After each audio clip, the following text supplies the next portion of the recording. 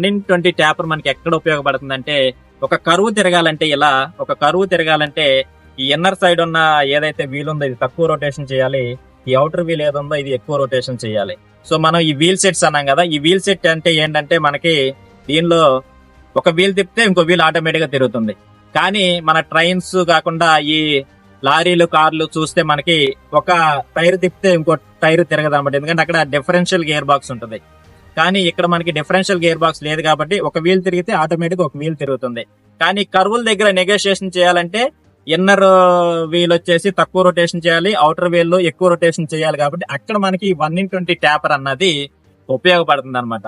కానీ ఇప్పుడు ఈ హై స్పీడ్ ట్రైన్స్ లో ఈ 1/20 ట్యాపర్ లేకుండా, ఎందుకంటే ఈ అంత స్పీడ్ లో మనకి లాటరల్ ఫోర్సెస్ ఉండకూడదు కాబట్టి 1/40 ట్యాపర్, 1/60 ట్యాపర్, 1/80 ట్యాపర్లు తీసుకొస్తారు. ఈ ట్యాపర్ తగ్గించి ఫ్లాట్ తీసుకురావడం వల్ల మనకి ఏం